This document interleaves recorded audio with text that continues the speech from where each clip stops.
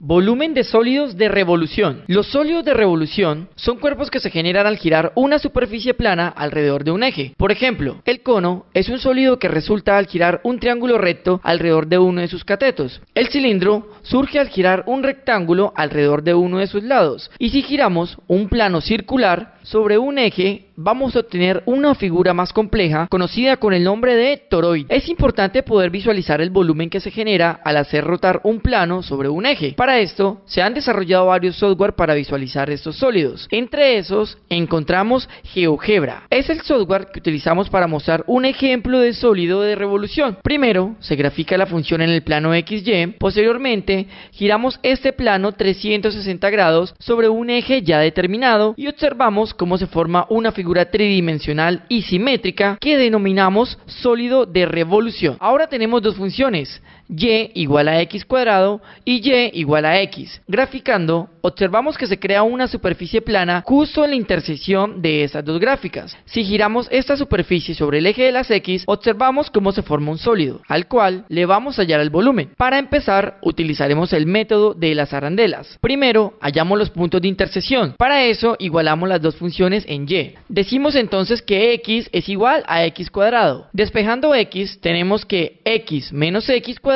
es igual a 0. Sacando factor común, obtenemos que x factor común de 1 menos x igual a 0. Eso nos dice que x es igual a 0 y que 1 menos x es 0. Despejando la x, hallamos que x es igual a 1. De esta manera, obtenemos los valores de las coordenadas en el eje de las x. Para hallar las coordenadas en el eje de las y, solo reemplazamos el valor de las x en la función. En ese caso, tendríamos 0 igual a y igual a 1, completando así las coordenadas de los puntos de intersección, que serían 0, 0 y 1, 1. Para iniciar a resolver el ejercicio, debemos escoger un diferencial de la superficie. En este caso, debe ser perpendicular al eje de giro, ya que usaremos el método de las arandelas. Girando este diferencial de la superficie, obtendremos una figura con forma de arandela, de allí el nombre de este método. Ahora bien, decimos que dB es igual al área de la arandela por dx. El área de la arandela está dada por pi r1 cuadrado menos pi r2 cuadrado. Sacando factor común, obtenemos pi factor común de r1 cuadrado menos r2 cuadrado. Ahora bien, reemplazando, tenemos que dB es igual a pi factor de r1 cuadrado menos r2 cuadrado por dx. Para hallar entonces el volumen, decimos que volumen es igual a la integral entre los límites que están definidos por dx. Allí colocamos las coordenadas en x de las dos gráficas, que en este caso sería entre 0 y 1. Por consiguiente, decimos volumen igual a integral entre 0 y 1 pi por r1 cuadrado menos r2 cuadrado por dx. Debo dejar los términos de R1 y R2 en función de X. Para esto, miramos cómo podemos despejar la X. Si nos fijamos, los radios, tanto R1 como R2, son distancias en Y. Despejando, podemos decir que R2 es igual a X cuadrado y R1 es igual a X. Teniendo esos valores de R1 y R2 en función de X, podemos despejar la ecuación y reemplazando decimos integral entre 0 y 1 de pi por R cuadrado menos X cuadrado al cuadrado por dx. De tal manera que el volumen es igual a la integral entre 0 y 1 de pi de x a la 2 menos x a la 4 por dx. Ahora vamos a evaluar este término entre los límites. Tendríamos que la integral de ese término es igual a pi sobre x a la 3 sobre 3 menos x a la 5 sobre 5 evaluados entre 0 y 1. Como sabemos que cualquier valor de 0 dividido por otro número nos va a dar 0, se nos va a anular, de tal manera que tendremos en cuenta solo el límite superior. Decimos entonces que volumen es igual a pi factor de 1/3 menos 1/5, porque si reemplazamos 1 al cubo es igual a 1 y 1 a la 5 va a ser igual a 1. Ahora vamos a evaluar estos fraccionarios. Decimos entonces que es igual a pi, resolvemos los fraccionarios, sería 3 por 5, 15, y ahora multiplicamos en cruz, 1 por 5, 5 y 1 por 3, 3. Y eso nos va a dar igual a 2/15 de pi. Y ese es el resultado que obtenemos del volumen del sólido de revolución que estábamos trabajando. Volvemos a la misma gráfica y ahora tomaremos el área de superficie de manera paralela al eje de rotación. Si escribimos esa área de superficie y la rotamos 360 grados, vamos a notar que se va a formar un anillo, que es el otro método que vamos a explicar. Este anillo tiene una distancia que está dada por dy y tiene x1 menos x2 y tiene un radio. Si tomamos este anillo y lo ponemos de una manera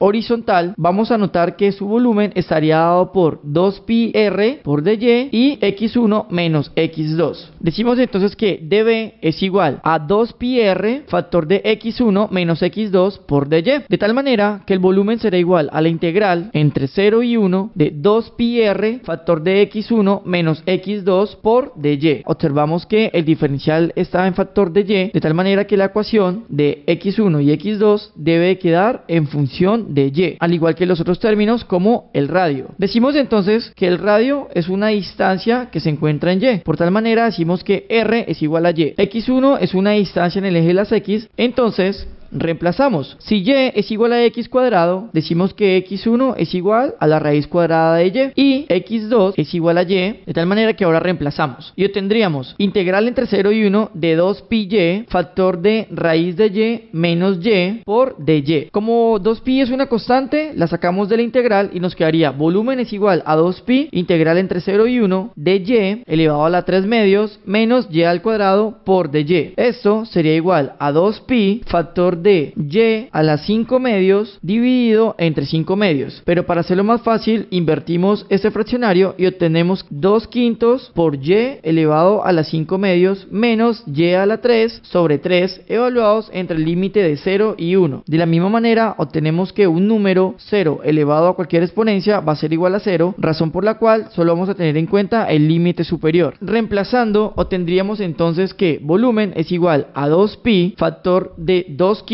por 1 elevado a las 5 medios va a ser igual a 1 por 2/5, obtenemos el mismo dato, menos 1 al cubo es igual a 1 sobre 3 y esto va a ser igual a 2π factor de 5 por 3, 15, 2 por 3, 6, menos 5 por 1, 5. Este dato o este resultado va a ser igual a 2π 15avos, que es el mismo resultado que obtuvimos en el método de las arandelas.